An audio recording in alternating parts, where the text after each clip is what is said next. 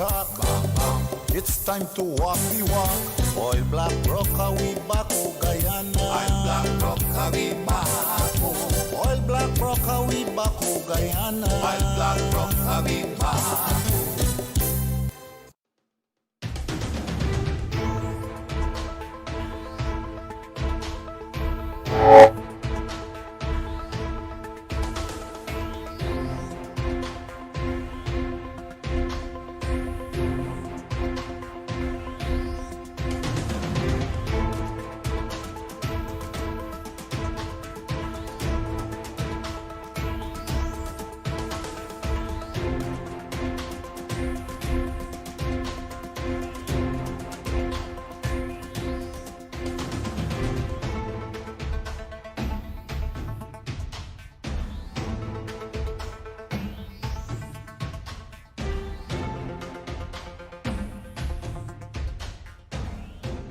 Hi there, good evening. Welcome to another edition of the Lall show where we tell it as it is.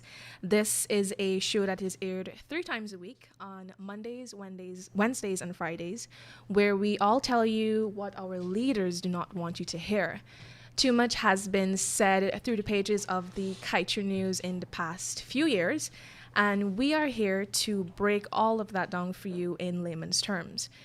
So tonight, I have with me my esteemed colleagues, Kiana Wilberg, Kimal King, Shakima Wilberg, and the man of the hour, Mr. Glenn Lall. I am Michaela Prince, and I've had the honor of moderating tonight's show.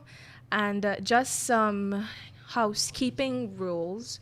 We are taking calls on 225-7453. 226-7453, sorry. And you can WhatsApp your messages to us on 622-2222.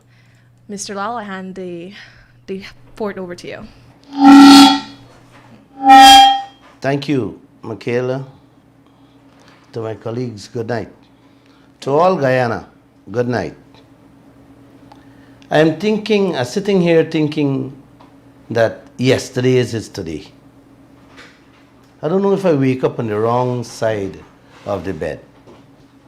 Is that why I'm thinking that? I don't know. Guyana, good night.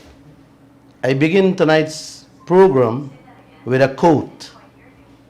Here it goes. The world suffers a lot, not because of violence of bad people, but because of the silence of good people. Let me repeat. The world suffers not because of the violence of bad people, but by the silence of good people. I felt that was appropriate for my program tonight, so I said that to you people. I want to begin tonight by telling you that you need to wake up your neighbors, your friends, and tell them not to sleep so early. Try to get them to listen to the Kaieteur radio every Monday to Friday, 7:20, especially the Monday, Wednesday, and Friday program in which I am there to be bold with you, to let you know what is happening. Get them also to read the Kaieteur news, just to know what your leaders don't want you to know about your good life in which they're tampering with, and that of your future generations to come. Their silence is getting worse and worse each day that passes by. And you have to ask question, why? Why? This deafening silence from them all. You got to ask yourself, are they working in the best interest of us, the nation? Some of you who watch this program can see how upset I get when I speak. Some of you who are listening can also hear and feel through my voice how angry I am. And you may wonder if I laugh and smile when the day comes. But let me say this, Guyana. Yes, I do smile and laugh every day. as I listen to our leaders when they speak. For example, President Ali at a meeting 2 days ago made me laugh so much that I nearly vomit. He told the president of the Guyana Manufacturing Association that your engagement with CARICOM must be bold. It is time we bring down the barriers to trade. It is time we stake out the place. And while we have the capacity to invest in food and security, the private sector needs to push harder for them to accept our goods and services in the region.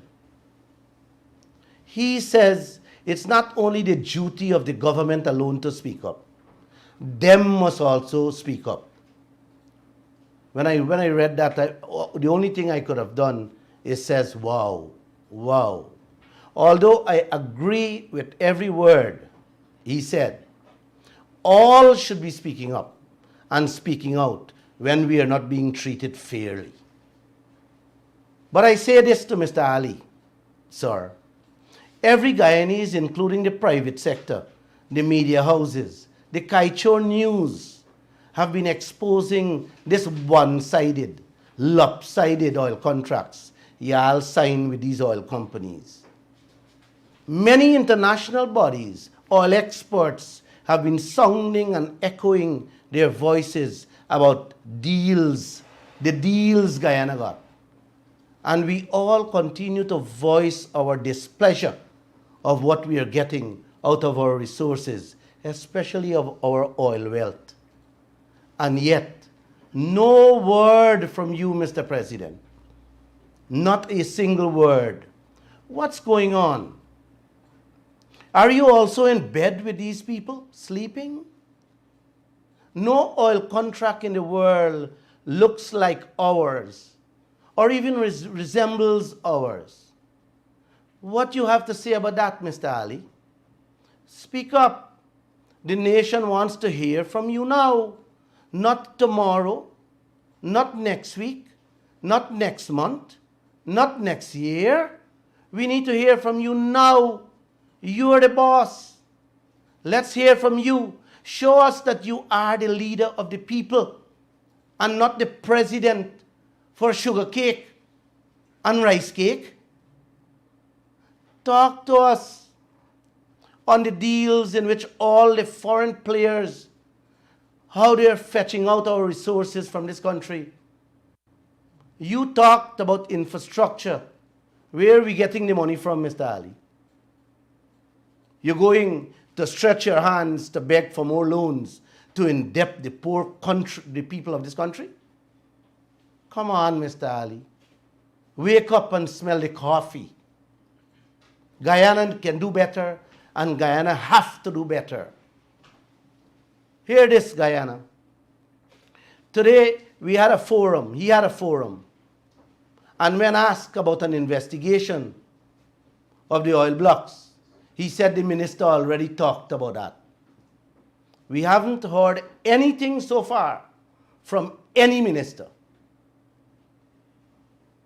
You know, a group of international journalists who traveled around the world to investigate countries to see how they are developing with their resources. That study, a study did in Guyana, and hear what they had to say. I listened to a part of the report, and it made me sick. It made me upset. I'm going to play that piece of video. I want you to listen to it.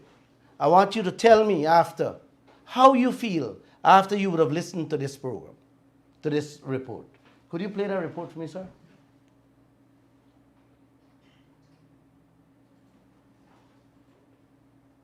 At the end of 2019, the International Monetary Fund published a report that at first glance could have seemed a mistake. It presented the GDP growth forecast for Guyana, a small country in South America. According to IMF analysts, Guyana's GDP was going to grow by 86% in 2020. This is 14 times the GDP growth forecast for China. The reason for such bold estimates was the announcement of the beginning of oil production from the reserves discovered a few years ago on the Guyana coast. However, there are many indications that Guyana's wealth is under question, and its achievement will cost a lot of effort. Guyana, a country located in the northern part of South America with an area comparable to the one of Belarus, is one of the smallest countries on the continent. In 80%, it is covered with equatorial forests, which make the country relatively sparsely populated. The population accumulated mostly on the coast of Guyana is about 770,000, which isn't much bigger than the population of Luxembourg. Years of exploitation and state formation have made Guyana one of the poorest places in South America. As much as 40% of the population lives there on the poverty line. The economy of Guyana is currently based on two sectors. The first is agriculture, mainly in the form of sugarcane and rice. The second is the mining sector, in which gold and bauxite are mined. Hence, the news that was announced in May 2015 looked like a real gift of heaven.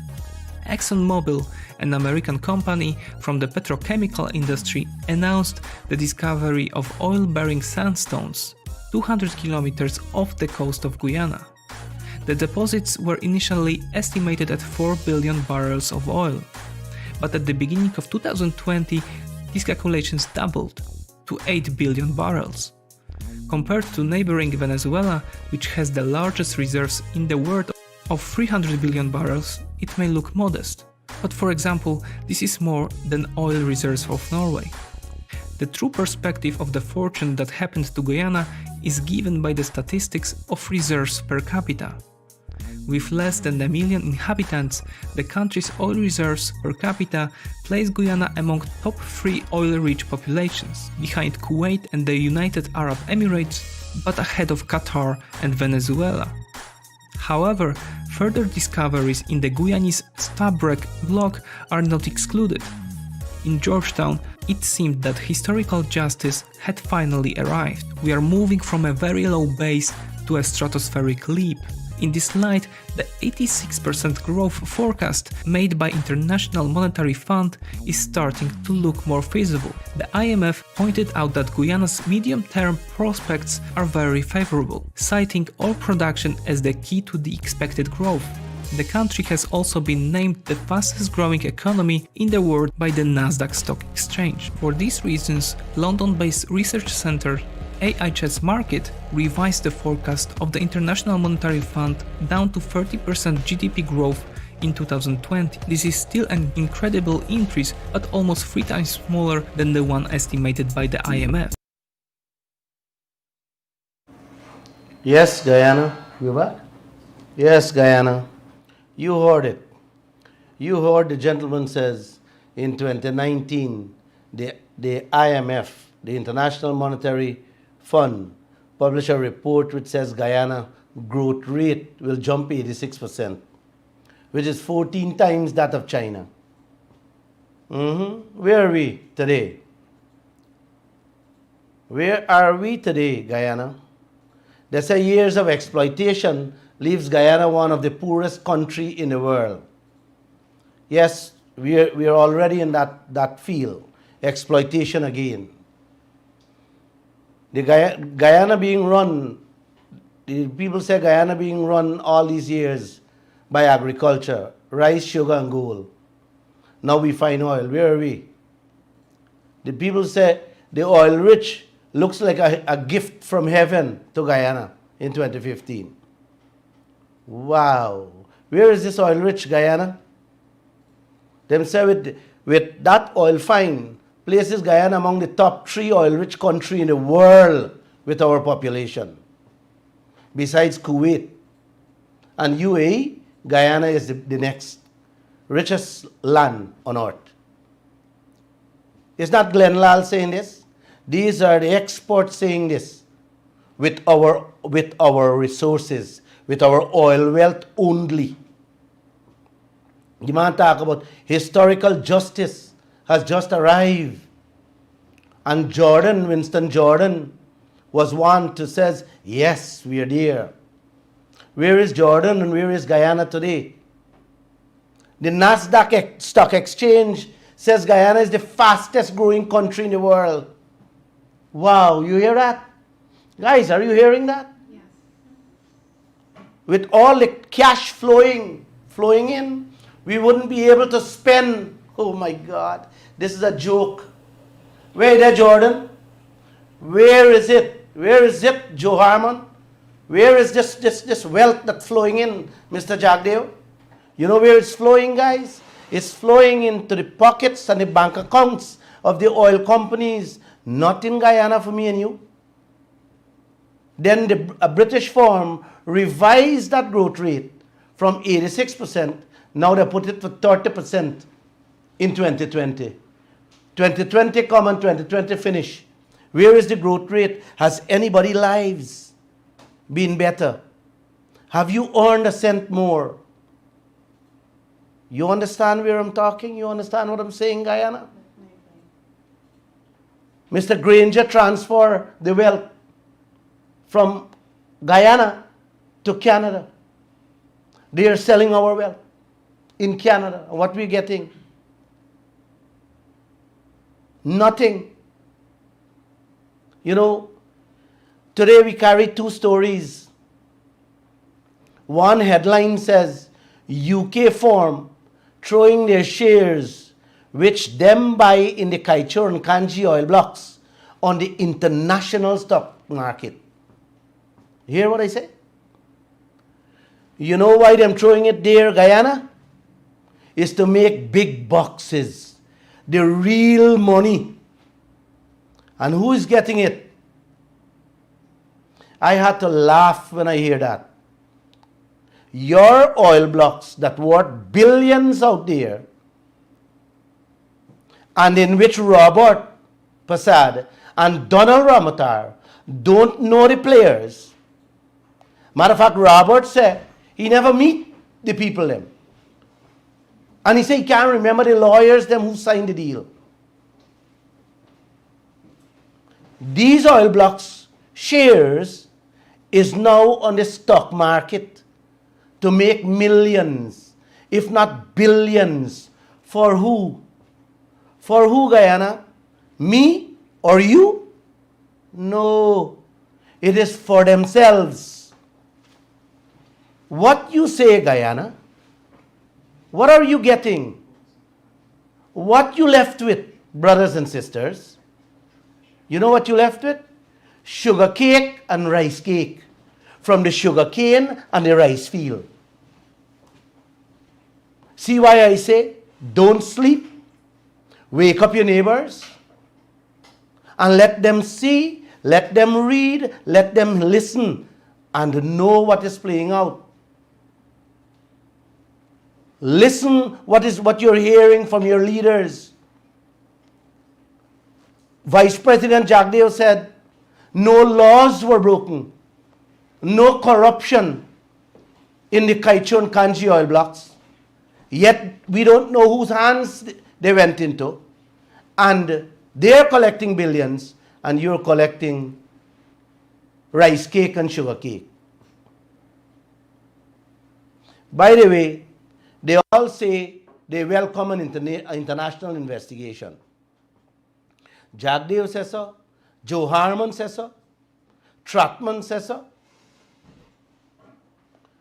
All of them say, and I guess all of us wondering when that investigation will kick in. Don't you want to know when the investigation will kick in? I do. We all want to hear that. Shakima's. The next story we carried today is gas to power. Meaning they're bringing the gas from out there to the shorelands of Guyana. They said they did some study, some feasibility study done, and it could cost Guyana 304 million American dollars.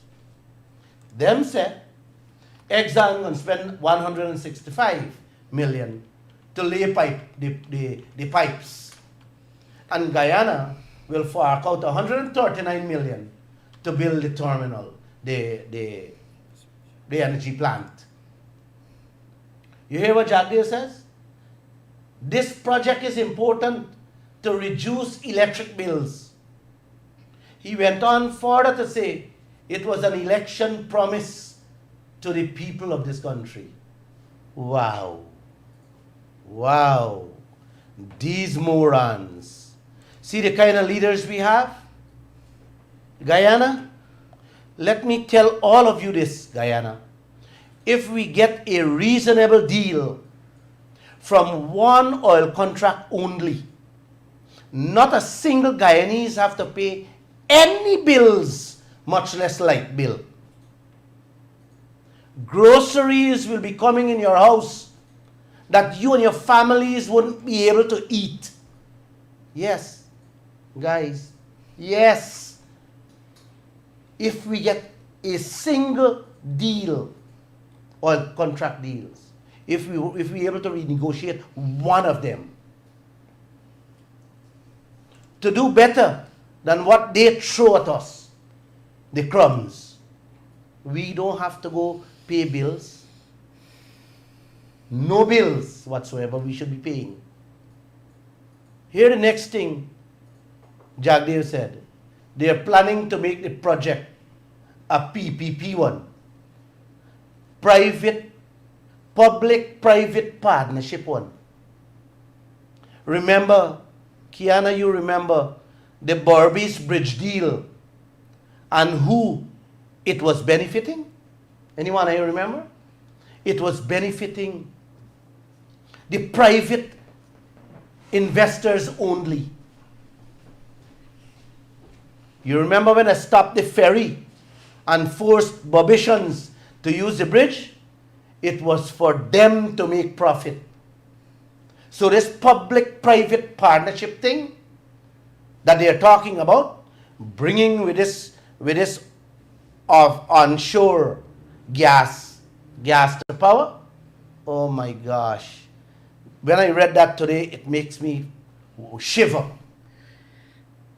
Who's going to benefit? Not you guys. Not you.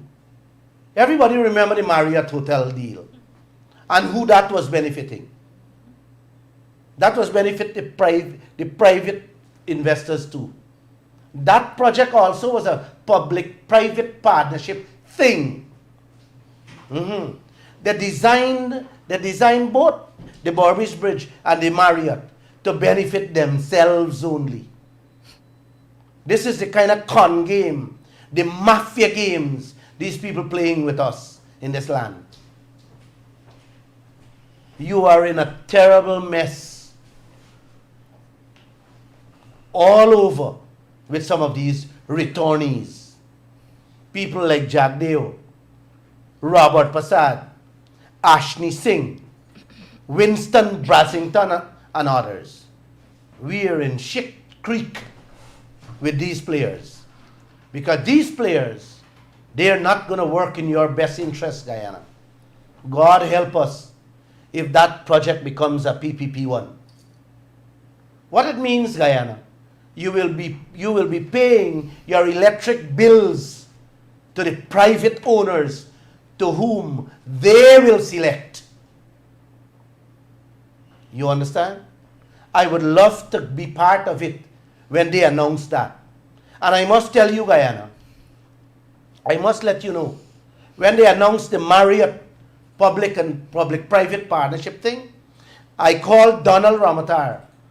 I texted him over 15 times. I called Ashni Singh.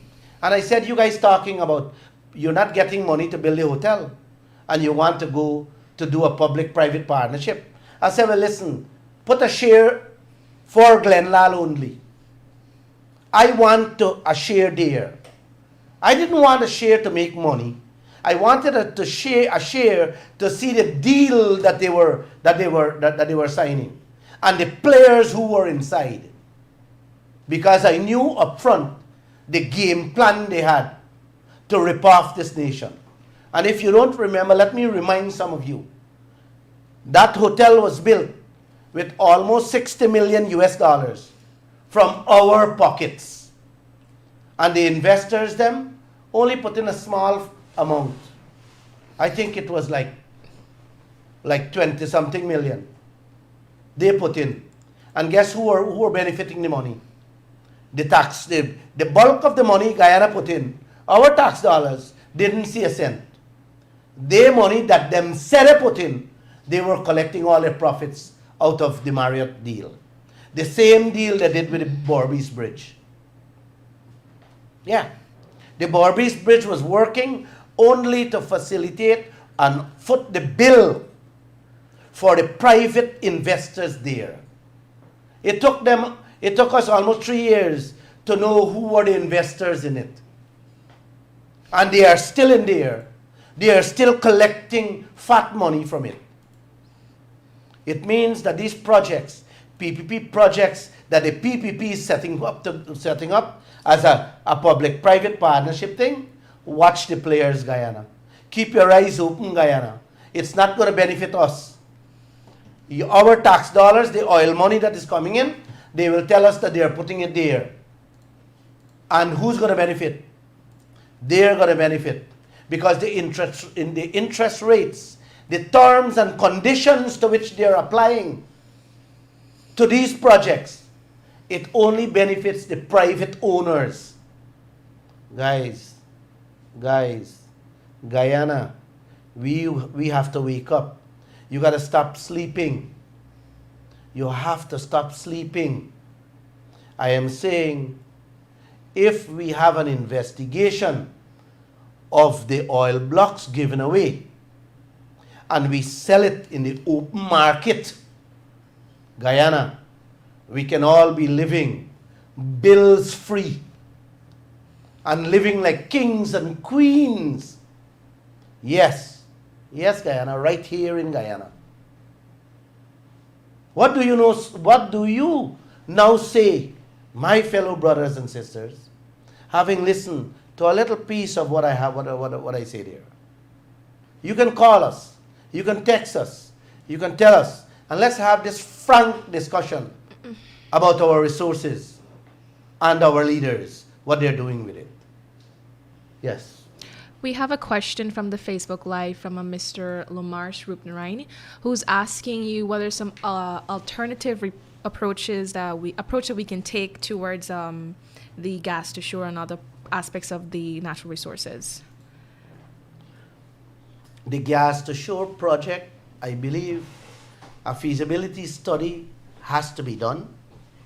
It has to be done not only to tell us that we need 300 million US to bring it on board. The feasibility study has to tell us if we really need to invest that amount of money and if it will benefit us, the nation at large, meaning me and you, Kiana, meaning, the people. To just say it's going to bring it, and they will bring it. They will bring it for one reason only, not to benefit the people. The people will have to pay like bills, but it will benefit their pockets with the public-private partnership arrangement that they are going to bring out. It's a con game. It's a con game.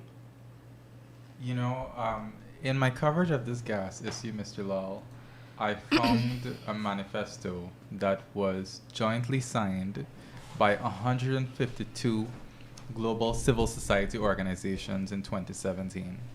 And they wrote to the International Monetary Fund and the World Bank, calling on them to desist from their aggressive endorsements of these public-private partnerships. Because what they found is that throughout many of them that are being endorsed and funded in poor countries all over the world, there is an abundance of secrecy and provisions which strap down poor countries and their working people to terms that they cannot live with. Beautiful. Let me add a piece to that. What Kimal just said there, the terms and conditions on PPP projects binds us all to it. Let me give you an example. The Berbice Bridge was not making enough money to pay the investors. So what the government of the day did, a matter of fact, was Patterson, who had to go into the treasury. Monies that we need to build schools and roads and hospitals and buy medication. The coalition government had to go in the treasury and took out hundreds of millions of dollars to pay to the Borbis investors, those private people. That is exactly the scenario that they're going to have us in when the project, the gas project, when the bills cannot come in to pay the private investors. They will either raise your light bills, just like how they raised the Borbis Bridge toll. You remember that? They raised the Borbis Bridge toll to facilitate their pockets. This is exactly what will go on again. So it's not about whether they're not doing a project that will benefit us. They're doing projects that will benefit them and their pockets. And Guyana, you need to stand up. You need to speak out. That's why I am here on this radio program to tell you what these people are doing. They're a set of gangsters, gangstering Guyana, and they're in the PPP, they're in the PNC, and in the AFC. They're all gangsters. Yes. Any other questions we have? No other questions from the live as yet. Well, actually, I got one on the phone. One person wants to know, Glenn, you've been saying so much on the show, and we've also been writing a lot in the paper. Why is it that none of these leaders are coming to refute what is being said? When will you have them appear on the show? My friend, they will never come on the show. We have invited them. My staff had told me they have invited Joseph Harman. Who else? They have invited Barra Jagdale. We've invited David Patterson. David Patterson. We have invited them to come to refute a single line that we are saying here on this radio. But guess what, Guyana? You're not even seeing them. And when you call them, oh, they're so busy. Busy making out these deals. These deals that will throw a rope around every one of us to hang ourselves.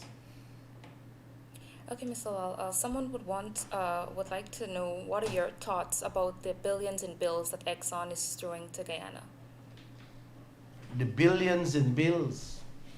I don't know when or if we will be able to check it, to verify it, and to authenticate that. I really don't know. These are bills. I don't know if we will ever get oil to repay the bills alone. And Kiana can tell you about some of the countries who suffer, and who still continue to suffer due to this same type of arrangements their leaders made with countries. Kiana? Well, we owe them.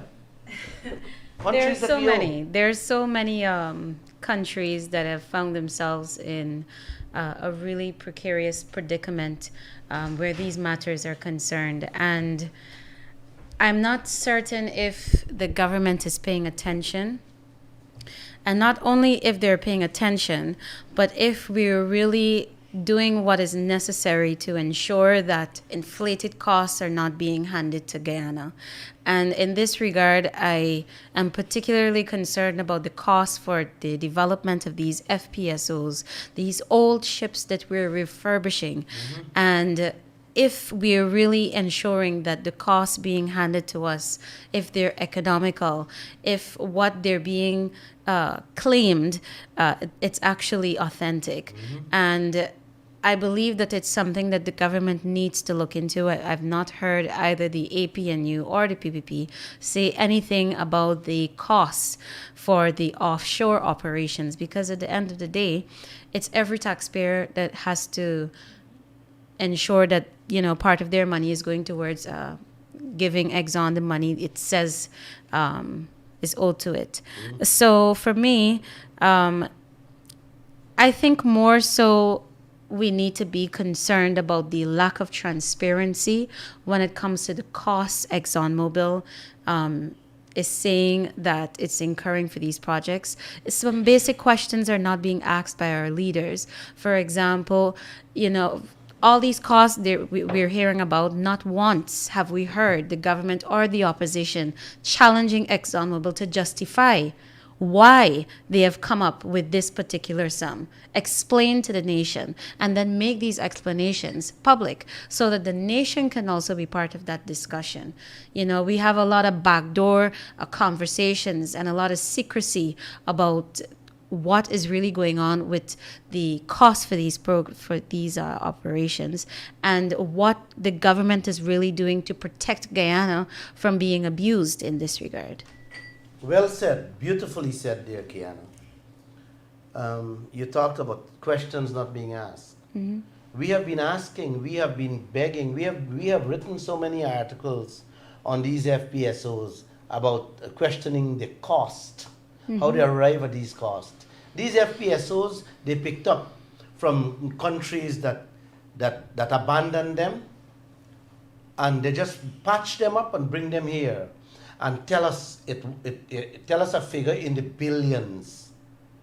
In the billions. This type of billions we're getting, and our leaders not asking anything. It bothers me, it bothers anybody who understand a little of business. Kiana, several countries is indebted to oil companies at the moment we speak. Their oil is finished, but on the books, the country still owe the oil companies on these type of bills. This is the type of thing that we have to look into, that we have to question, that we have to get our leaders to say, hey, hold your horses, guys. What are you throwing at us? But guess what? Our leaders are not saying a single blunt word. You believe, I think if ExxonMobil come tomorrow morning and said the next project, which will be, no, the next one.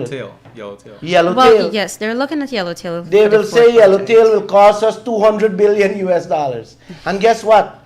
These morons that we have in this land, you would not hear another word from here. You would say, it's okay, bring it, let me sign. Let me approve the permit. Let me grant the license. And this is where we are, Guyana. We cannot allow these leaders to behave like this. I question myself many times. Why are these players behaving like this? I asked some of them, and they're ashamed. They said, Glenn, it's not me. Glenn, boy, it's them ones at the top. I am like, boy, you are stifling your children. You're indebting your children. You guys are indebting future generations. You're taking away a good life from all Guyana. Why is this silence? And that's what you hear from them. So, Mr. Lall, at this point, do we know how much money we owe Exxon in total, or how much we have to pay? Yeah, we have about... Yeah, so right now the costs are coming in as they are being expended. We have the cost for Liza 1, and that is around 3.5 to 3.6 billion, around that area. But then you have costs that are also coming in for Liza Phase 2, and that is supposed to be in operation by 2022 or before. So when we have those added costs, that's going to take us now somewhere around $7 to $8 billion. And then there's Payara and the FPSO, that those contracts have already been awarded, and there are already other contracts that are going to be awarded for the development and putting together the headquarters that they have going on up at Ogle. So all of those costs are going to come in, and the bill is just going to keep getting higher and higher. In the meantime, Guyana is still stuck at costs before Guyana discovered oil. So it's left to see how fast we're going to be able to play catch up. And in doing so, we are going to make mistakes. I mean, let's not make no mistake about this. Guyana will end up paying inflated costs. That is the position that we've set ourselves in. Yes.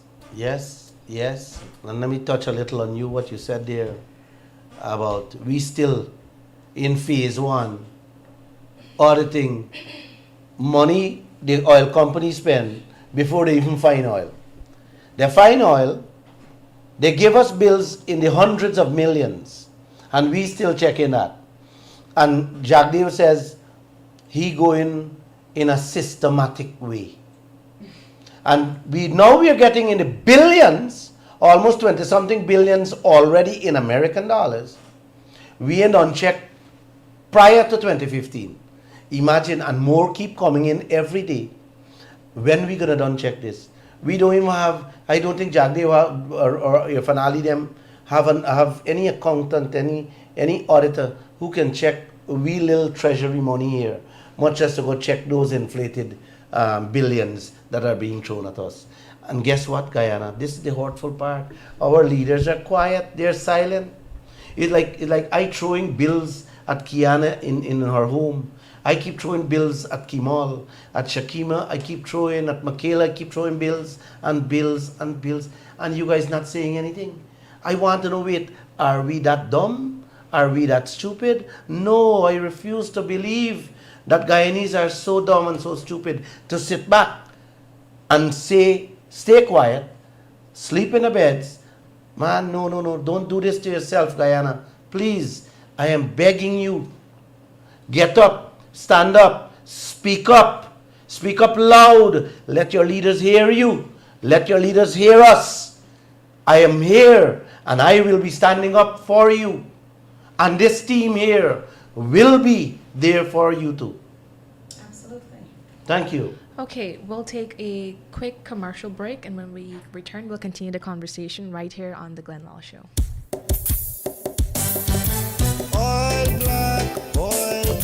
Oil black, a heavy load. Oil black, a heavy load. Oil black, rocker, we back, oh Guyana. Oil black, rocker, we back, oh. Oil black, rocker, we back, oh Guyana. Oil black, rocker, we back, oh.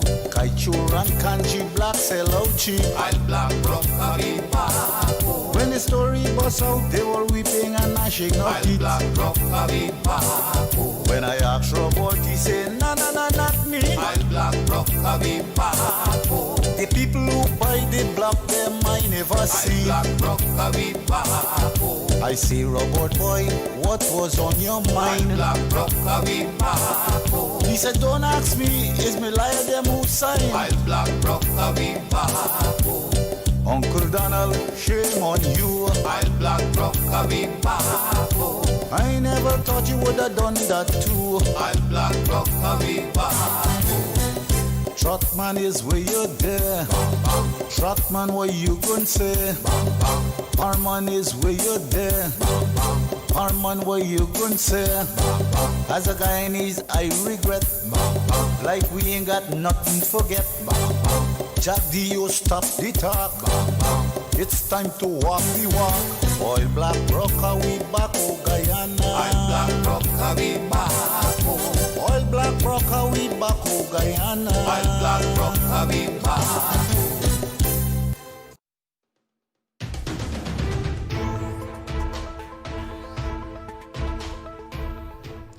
Welcome back to the Glenn Lall Show.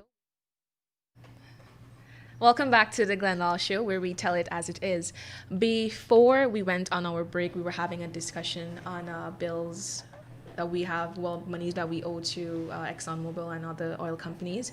So we will continue that discussion, but before we head into that, I think my colleague Shakima has a question for Mr. Lall. So let's just shift the conversation a bit.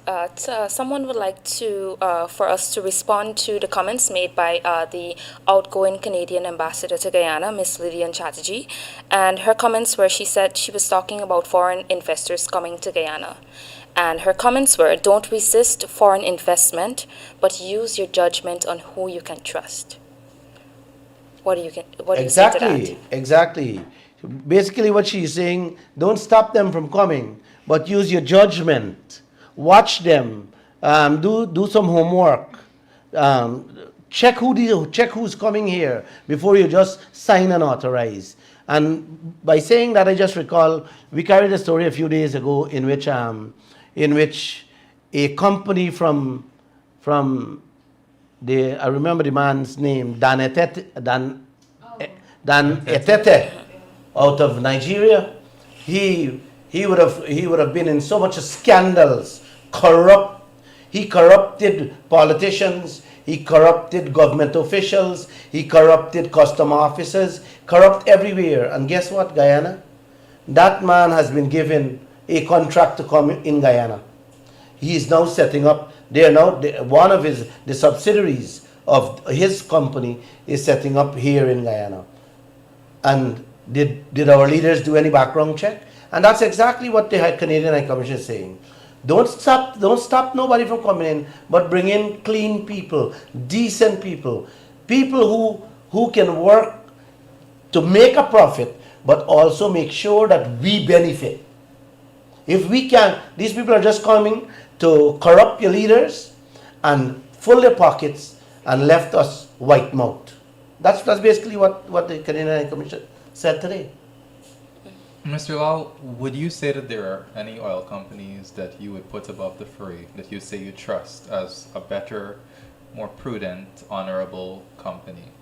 No, I don't trust any of the oil companies because there are too many track records with them. All I'm saying, you know they're thieves, you know they're crooks, you know they're scams. Let us keep our head on. Let us know. We carried hundreds, if not thousands of articles to show what ExxonMobil did in so many countries. Rape the countries. Leave the people them worse off than when they went in. Worst off when the oil finish. And Guyana has to learn from these things. We took it upon ourselves to investigate and to go after these oil companies just to let our leaders and to inform you, our listeners and readers, about who these people are, who is coming to Guyana, what they did. And we need to safeguard ourselves knowing who these people are. So it's like this man is a thief, man, but you can't do without him. You have to fetch water and bring it to your home every day. What do? You wouldn't allow him to fetch your water without looking at every step he make. Isn't that so, man? Mm-hmm. Right. So we have to be looking and watching, keep our head on everything these people does and everything they says. You notice that they're all quiet? We have written thousands of articles on oil and about them, and they have been so quiet. A matter of fact, how many people ask me, Glenn, if you don't afraid them bringing lawsuits against you and the company? I say I don't mind. What I'm saying is the truth. Truth. And truth will set you free. Truth always gets you to the top. So I'm not afraid when I'm speaking the truth. I am not afraid of political leaders when I'm speaking the truth. I want them to come. If we are wrong, I'm one individual who would love to say, guys, correct that story. Or Glenn Lall, you're wrong. I am ready to tell you, sorry, sir, sorry, madam. I will correct it. Or do whatever I have to do. Somebody also asked for us to give our thoughts on a statement made by the U.S. Ambassador, Ms. Sarah Ann Lynch. So recently there was a Guyana Oil and Gas Summit and she made some comments, so I'll just read the paragraph for you. She says, the United States is committed to Guyana's prosperity for all Guyanese, and our stance with regard to Guyana's political stability over this past year should not leave any doubt that we take our values, fairness, transparency, accountability, and the rule of law seriously. When you attract investment from U.S. partners, you get quality, you get sector-specific experience, and you get a transparent deal. As Guyana moves forward on this oil and gas path, the perception that it holds these values in high regard makes a difference to U.S. investors and the international community. It is important that contracts are honored, laws are followed, reforms are real, and that the government is accountable to its people, all of its people. That's well put. For me, those are flowery words and statements. You have to realize, Kimal, that these high commissioners and these ambassadors for every countries, Yes. they're here representing their country and their people. Anything you will never hear them saying a bad word of their country or their people. All right. So these are things expected. Have you heard her saying anything about Exxon's background? Have you heard them saying anything about the rest of oil companies? No. Have you ever heard them telling us that it's the worst deal or the worst oil contract signed in 100 years that Guyana got? No, you wouldn't hear that. You would hear nice things about them, their companies, and the players that's coming in here. They're talking about your government should be accountable and what they should be doing and what they should not be doing. But they are not saying a word. A matter of fact, they would love for all Americans come here and pick up our wealth. The Chinese will love to do. The Chinese ambassador would love that. The Chinese people are here in every sector. A matter of fact, today I learned that Donald Trump banned CNOOC. CNOOC, and that is with Exxon, who is a partner with Exxon, banned CNOOC, put them on the blacklist of companies that they would not be doing business with. So the Chinese wants the same thing, the Indians want the same thing, the British wants the same thing, the Canadians want the same thing. Everybody wants a piece of your cake. You got to protect our cake. It's our cake. Is our leaders protecting our cake? Is our leaders sharing our cake so that we can benefit or get a piece of it? No. Our leaders is just listening to them and say, hey, look, just take and go. Take and go. It's our cake they're siphoning off. And they are happily doing it. Next. If I can just add Yes. to what my publisher said there, it's very interesting, the statements by the American envoy. And it makes me wonder how convenient Correct. leaders can be. And how diplomatic, how, we saw for 5 months the US and other ambassadors speaking or vehemently condemning acts to rig the elections or to steal votes. And here we are on another matter, one that is at the heart of transparency and accountability. And we are seeing silence. Deafening silence. We never at any point in time did we have to ask the EU or the US embassy or the Canadian embassy to send out a statement on election rigging. They all had their meetings and then they sent out statements. And on a matter of transparency and accountability in Guyana's oil industry, they're silent. Beautifully. And it says a lot about the interests of these individuals. And we should not be surprised. We should not be surprised because, as you rightly said, these people are here to protect and look out for the interests of their country. That's right. That's right. And we just don't seem to care about looking out for our own. It's a very sad state of affairs. And, just to go back to a comment that you made earlier, Mr. Lall, about the importance of us getting our neighbors together and ensuring that they listen to these programs so that they can be informed about what's going on about their wealth. Just to add to that, I mean, there was a lot that was expected of the People's Progressive Party in its first 100 days in office.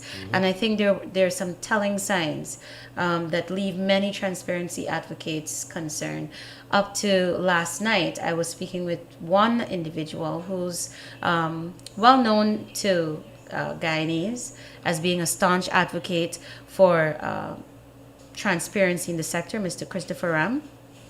And for him, one of the telling signs was the appointment of Mr. Robert Prasad as Foreign Secretary, in spite of the controversial scandals that he has been attached to. And there was no probe to say, well, okay, you know what, in light of all of these concerns, let's do some due diligence. Let's get somebody to do a report. And once your name has been cleared, well, then we can proceed. We've satisfied the public that we have done something. We have listened to their concerns. But those were ignored, and he was appointed. And, you know, Mr. Ram was making the point that when we see these signs, it doesn't spell anything well for the future. Perfectly said. I want to add a little on Robert Prasad. I've said it on a program prior that Robert Prasad should not even hold a clerk office of this country. Robert Prasad should be investigated and be, let me hold back my thoughts, but he should be investigated. This, and if you don't know Guyana, he has been reappointed as Foreign Secretary. You know the position of Foreign Secretary? He's a gatekeeper of all the foreign investors in this land. He has to authorize and okay who comes and who goes, what they're doing and what they will be spending here. He is there, just like when he was in charge of when he was Minister of Natural Resources, that gave away the oil blocks. Remember what he said? This is the same man that said he don't never meet the people who got the oil blocks. He know the lawyers who sign on behalf of the owners, but when questioned about the lawyers, he said he can't remember them. So just figure out, this man can't remember oil blocks that was given away, that worth billions of dollars. He can't remember nothing, but he is being placed in this strategic position again, in which he is the one that is responsible for bringing in foreign investors again here. I wonder if you can remember who come in. I wonder if you remember who you allowed to come in yesterday. Gosh, Guyana. No, Guyana, don't do this to yourself, Guyana. Don't allow these things to happen, Guyana. Please, I am begging you guys, don't do this. And interestingly, Mr. Lall, the foreign secretary for many countries is actually the foreign minister. For example, in the UK, yes, that is the head of the foreign relations department of the government.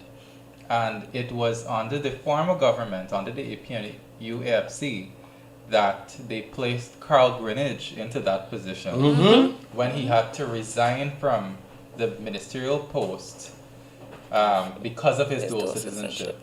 And going back to that spot, the foreign secretary spot, he essentially was still the powerhouse inside the foreign ministry. And now they've given that powerhouse post to Robert Prasad. He's a gatekeeper for Guyana now. As a matter of fact, his portfolio is even greater than the president of this country. Because he doesn't have to tell the president who come in and what they're doing and what role they play. No, you will not get that. You know? We have a comment here on the Facebook Live from Miss Rita Diodat, who is saying that Mr. Robert Prasad needs to be fired now and should never get the job again in Guyana, ever again. Well, I fully condone. I accept those words. He should not hold anywhere. A matter of fact, when they lose election, He went away and lived in Miami. Yeah, they ran away. Brasington is the next one who went and lived in Miami. They ran away. And it would be interesting to know because when Mr. Prasad took the sabbatical, he had opened up an oil and gas consultancy. It would be interesting to know if, as foreign secretary, if he's still running that company. Well, yes, you may be surprised. Set up an oil company, but wow, Guyana. Everything is for them. Trust me, you ain't got nothing to get if you don't wake up and stop sleeping. Trust me, Guyana. So, Mr. Lall, I have a question. What role can the Guyanese populace play in this oil fight? We have to stand up. First, you have to be au fait with what's taking place. You see, I always tell people that this oil sector is new to Guyana, and it is a gigantic operation. It takes years to learn it. We have to push ourselves. We have to go and read a lot. Go online. You can read. You see everything there. Read up a lot and get yourself au fait with what's taking place in the industry. Get to understand the industry. When you get to understand the industry, then you can see what your players are doing, what games they're playing, the deals they're signing. And only then you can stand up and speak up. You know? Right now I am saying that Guyana every citizen should have been on the streets. Right now. Don't wait for tomorrow. Get out on the streets and demand from your leaders. Demand from all of them, from the PPP, the PNC, and the AFC. If you get out there and demand from them, hey, tell Guyanese, tell us what is happening, what is going on with this massive wealth that we have, that the whole world is talking about. You just heard the man said, Guyana is rated as number 3 in the world. And guess what? Your US dollar, instead it go down, instead it come 1 to 1, it going moving from 220 to 250 just now. Is that going up? No. Yes, it's going upwards. It bringing on more sad faces and tears. You're saying that we should demand answers from our leaders, but as you know, our leaders have been very silent. So what then? Get out into the streets. We have to get out into the streets. We have to do what other countries did. Other countries went out into the streets in massive protests and demand changes, and they got it. Kiana, you remember? Yeah. Yes, they got it. That's the only way. If your leaders is going to sit back and throw back and think that this would ride, because many of them believe that everything in Guyana is a 7 days wonder. Well, I want every one of them to know this is not no 7 days. This is not even a 70 years wonder. This will be on the lips of every one of us in the Kaieteur News here. Every single day, we will continue to enlighten and educate this nation, not only through the newspapers and the radio. We will be speaking to them on the roadside and telling them, you guys need to listen, learn, and understand what's playing out. You're getting conned, you're getting ripped off, you're getting robbed by a set of gangsters. Mr. Lall, as one of the reporters who covered the 5-month election period, we have a question, and I wanted to bring it up just so I could respond to it, and maybe you want to add later on. Just to point out, we have 5 minutes remaining on the show. Okay. So this person is saying, Glenn, if you knew all of this about the PPP, why did Kaieteur News support the PPP in the 5 months post-election? It was a good moment for a deep change.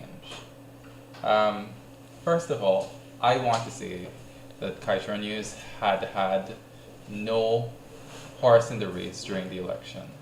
But one of the things that me and my colleagues, Michaela and Shakima, noticed throughout the 5-month period was that there was a sustained misinformation campaign and a very transparent attempt to rig the election.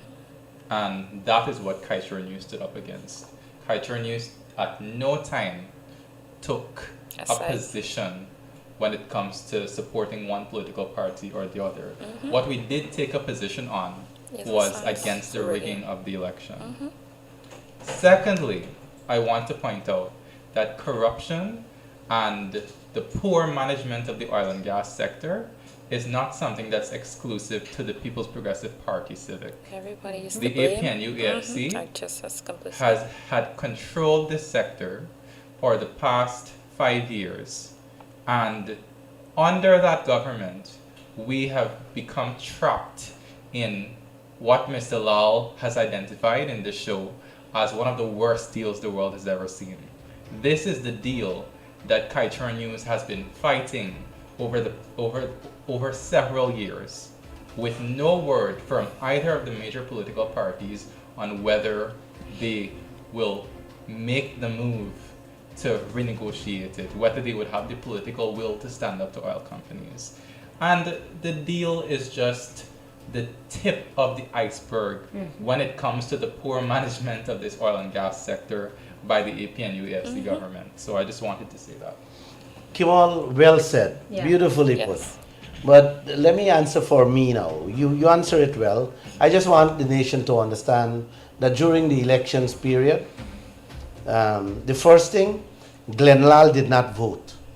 I came in here and I show every single staff my finger, and at 7 o'clock I still show them my finger. I did not vote. I did not vote because I did not want I would have gone against my conscience, knowing the kind of leaders we have in this country. I could not have placed my vote for any one of them. So let me get that out clear. I did not vote. I did not support any political party. However, during after the elections, what we saw, we reported exactly what we saw.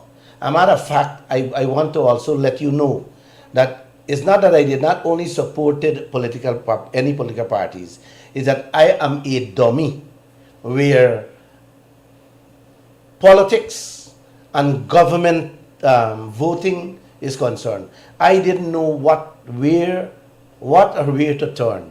I always depend on my editor-in-chief Adam and Nigel and some of the other players in here to take on the political aspects of reporting. I didn't know any single thing. So I was just like a layman looking back and just taking the reports from what Kemal and Shakima and Michaela were bringing in. And they were the three players out there. They come in and they say, listen guys, this is what we have, this is what went on, and they write their stories and we reported it. And we did not take a position of a PPP or a coalition. We stood up, they all stood up for the right thing, reporting as they see it fit. So.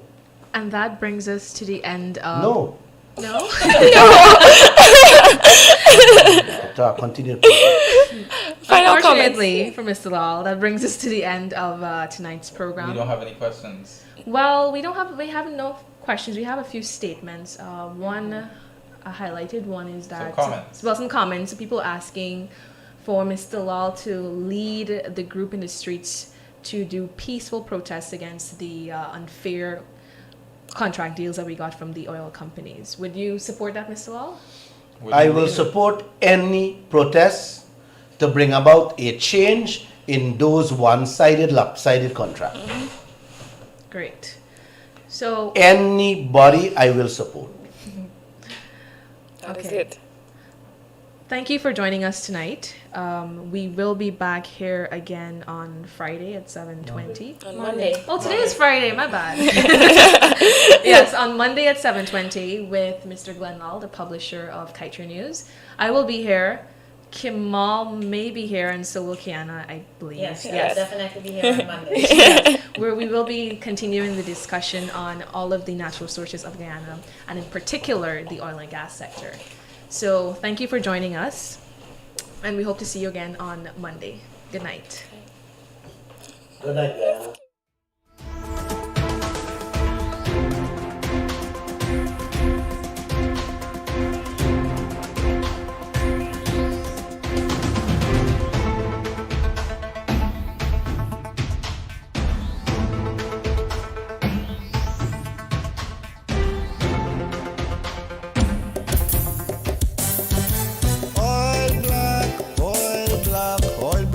heavy